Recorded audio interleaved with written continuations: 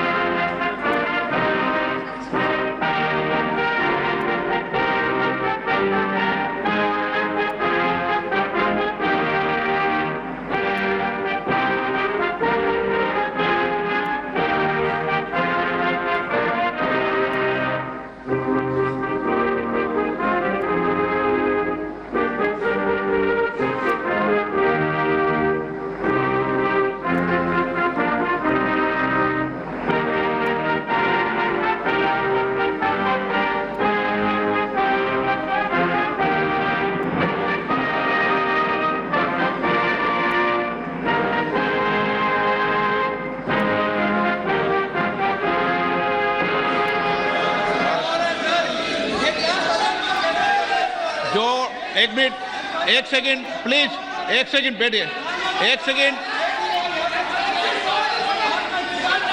एक मिनट, एक second please, एक सेकंड प्लीज,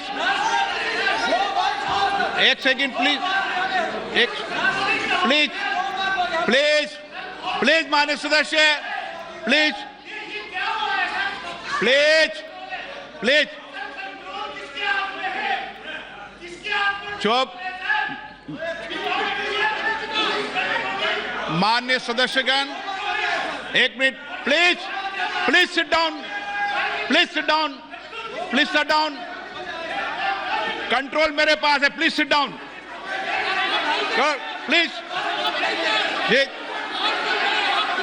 एक मिनट, एक मिनट। माननीय सदस्यगण, एक minute please, please please please please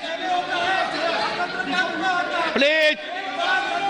माननीय सदस्य, मैं एक विषय मैं बता रहा हूं आपको, एक मिनट बता रहा हूं, एक मिनट बता रहा हूं मैं। माननीय सदस्यगण, चलिए, माननीय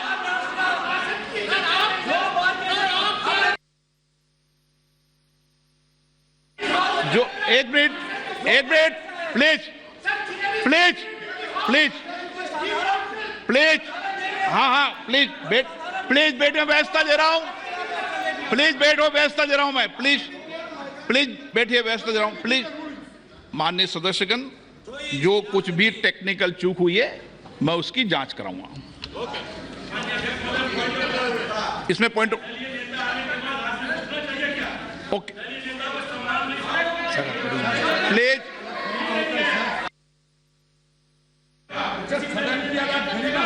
प्लीज, मैंने व्यवस्था दे दी है, इतनी बड़ी व्यवस्था दे दी है मैंने, चूक ना, जो टेक्निकल चूक हुई है उसको मैंने बता दिया ना, ये इलेक्ट्रॉनिक टेक्निक चूक है भाई, प्लीज ओके प्लीज। अब क्या तरीका है? नो, माननीय सदस्य, मैंने सारी बात, एक मिनट, आप बैठिए, प्लीज बैठिए, प्लीज बैठिए, प्लीज बैठिए। मैंने पूर्व में भी कह दिया है, सारे विषय को मेरे संज्ञान में आपने ला दिया है। कभी टेक्निकल चूक हो जाती है, मैं सारे विषय की जांच कराऊंगा। Okay okay, please please please please please please, माननीय सदस्यगण प्लीज बैठिए। माननीय प्लीज एक मिनट बैठिए, ये व्यवस्था ठीक नहीं है, आप बैठिए बैठिए बैठिए, क्या बैठिए बैठिए प्लीज, विषय आपको मौका देंगे, प्लीज ऐसे क्या। आप हमारा अभिभावक हैं। हाँ प्लीज प्लीज, कोई अपमान होता हमें, कोई अपमान नहीं है, टेक्निकल चूक है। ओके प्लीज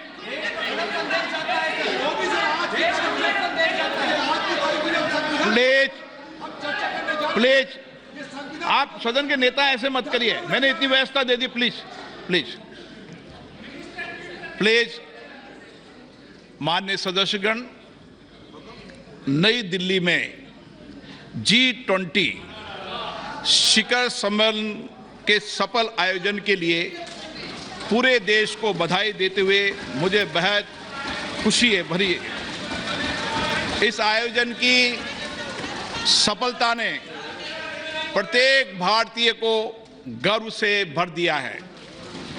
इसने वैश्विक स्तर पर देश की नेतृत्व की क्षमता को एक नया आयाम दिया है। मैं इस आयोजन को आम जनों का आयोजन बना देने की माननीय प्रधानमंत्री जी के विजन की सराहना करता हूं।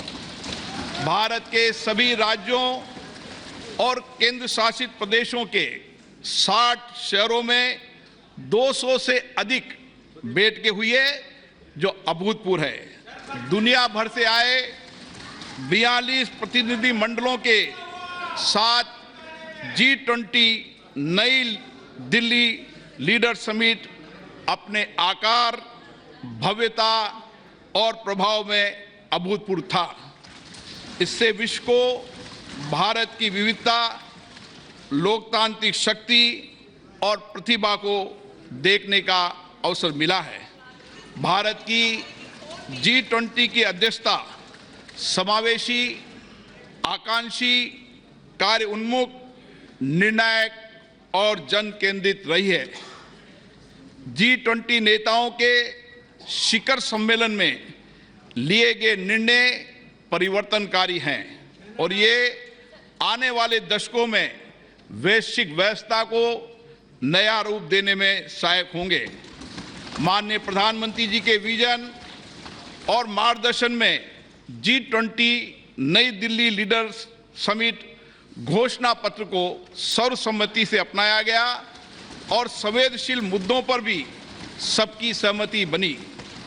विश्व स्तर पर यह स्वीकार किया गया है कि भारत के नेतृत्व एवं सक्रिय प्रयासों के कारण वैश्विक उत्तर दक्षिण के बीच दूरी के पाटने और पूर्व पश्चिम ध्रुवीकरण को नियंत्रित करने में सफलता मिली है। ये विश्व में भारत के ऊंचे कद और बढ़ती प्रतिष्ठा तथा इस सरकार द्वारा पिछले 9 वर्षों में किए गए कार्यों को दर्शाता है। माननीय प्रधानमंत्री जी के नेतृत्व में भारत को जो वैश्विक सद्भावना प्राप्त हुए, ये उसी का प्रमाण है। ये इस बात की भी स्वीकृति है कि कई प्रकार के विभाजनों से ग्रस्त विश्व में भारत शांति और संयम की आवाज है। भारत की अध्यक्षता में ग्लोबल साउथ की आवाज को G20 की चर्चा के केंद्र में लाने में महत्वपूर्ण भूमिका निभाई है। अपनी अध्यक्षता की शुरुआत में भारत ने जनवरी 2023 में voice of the global south शिखर सम्मेलन की मेजबानी की, जिसमें 125 देशों के नेतृत्व ने भाग लिया। ग्लोबल साउथ के देशों की प्राथमिकताओं और अपेक्षाओं को G20 एजेंडे में शामिल किया गया। शिखर सम्मेलन की घोषणा में निर्धनता उन्मूलन, जलवायु वित्त, ऋण संबंधी समस्याओं से निपटने, खाद्य सुरक्षा, स्वास्थ्य सुरक्षा, डिजिटल बुनियादी ढांचे के विकास सहित विकासशील देशों के हितों से संबंधित विषयों को प्रमुखता दी गई। माननीय प्रधानमंत्री जी की पहल के कारण अफ्रीकी संघ को G20 के स्थायी सदस्य के रूप में स्वीकार करने का ऐतिहासिक निर्णय लिया गया। विश्व के शीर्ष नेतृत्व को राजघाट पर राष्ट्रपिता महात्मा गांधी को सम्मान देते देखना एक अद्भुत दृश्य था। उन सभी ने महात्मा गांधी द्वारा प्रतिपादित शांति और अहिंसा के सार्वभौमिक विचार और वर्तमान समय में इसकी प्रासंगिकता को स्वीकार किया गया। माननीय प्रधानमंत्री जी ने स्वयं अंतर्राष्ट्रीय संस्थानों में सुधार करने, उसमें समय के अनुसार बदलाव लाने का पुरजोर समर्थन किया। इस विभाजित विश्व में स्थिरता, वृद्धि और विकास सुनिश्चित करने के लिए वास्तविक बहुपक्षवाद के लिए यह महत्वपूर्ण है। माननीय सदस्यगण, G20 का दृष्टिकोण अर्थ केंद्रित न होकर अब व्यापक रूप से मानव केंद्रित हो गया है। सतत विकास लक्ष्यों को साकार करने, अंतर्राष्ट्रीय वित्तीय संस्थानों में सुधार करने, डिजिटल सार्वजनिक बुनियादी ढांचे की स्थापना करने, हरित विकास समझौतों को प्रोत्साहित करने, महिलाओं के नेतृत्व के विकास को प्रोत्साहित करने, डिजिटल स्वास्थ्य पर वैश्विक पहल करने, प्रारंभिक चिकित्सा की भूमिका को मान्यता दिए जाने जैसे विषयों को प्राथमिकता दी गई, वह सराहनीय है। G20 शिखर सम्मेलन के प्रमुख परिणामों में अंतर्राष्ट्रीय अर्थव्यवस्थाओं को अधिक सक्रिय करना, विकास के लिए अधिक संसाधनों की उपलब्धता, पर्यटन का विस्तार, विश्व स्तर पर कार्य के अवसर, मोटे अनाज के उत्पादन और उपभोग के माध्यम से सुदृढ़ खाद्य सुरक्षा, कौशल की कमी और गतिशीलता की समस्या का समाधान करना, ग्लोबल वैल्यू चेन की मैपिंग, MSME की सहायता करना और जैव ईंधन के लिए प्रतिबद्धता शामिल है। इनका लाभ पूरे देश को प्राप्त होगा। शिखर सम्मेलन के दौरान भारत मध्य पूर्व यूरोप आर्थिक कॉरिडोर और वैश्विक जैव ईंधन गठबंधन का शुभारंभ अत्यंत महत्वपूर्ण है। इन पहलों से एक कनेक्टेड भविष्य की नींव रखी गई है, जिसमें आगे भी भारत की महत्वपूर्ण भूमिका बनी रहेगी। पर्यावरण समर्थन के लिए लाइफ संबंधी उच्च स्तरीय सिद्धांतों को अंगीकृत किए जाने और जलवायु संबंधी लक्ष्यों को पूरा करने के लिए जलवायु वित्त और निवेश में बड़े पैमाने पर वृद्धि की आवश्यकता को विकसित देशों द्वारा स्वीकार किए जाने से इस क्षेत्र में भारत का नेतृत्व स्पष्ट रूप से प्रदर्शित हुआ है। भारत की अध्यक्षता में महिलाओं और आपदा जोखिम को कम किए जाने के बारे में G20 कार्य समूह के गठन के साथ साथ स्टार्टअप पर एक नए G20 की स्थापना के रूप में नई उपलब्धि दर्ज की गई है। खाद्य सुरक्षा के संबंध में डेक्कन उच्च स्तरीय पहल, भूमि संबंधी पहल पर गांधीनगर रोड मैप, पर्यटन के विषय पर गोवा रोड मैप, नीली और महासागरीय अर्थव्यवस्था पर चेन्नई उच्च स्तरीय पहल और काशी सांस्कृतिक पथ से आने वाले समय में विभिन्न क्षेत्रों में विश्व का मार्गदर्शन होगा और हमारे देश गौरवान्वित होंगे। अगले माह हमारी संसद को हमारे G20 अध्यक्षता के क्रम में पार्लियामेंट P20 फोरम की मेजबानी करने का सम्मान मिलेगा।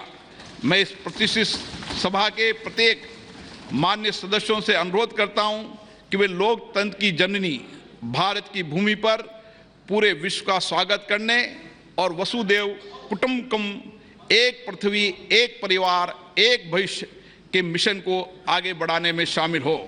मुझे विश्वास है ये सभा इस ऐतिहासिक उपलब्धि पर माननीय प्रधानमंत्री जी के नेतृत्व की सराहना करने, भारत के लोगों को उत्साह बढ़ाने और सभी संगठनों और व्यक्तियों के योगदान को सराहना करने में मेरा साथ देगी। श्री सुनील कुमार सिंह,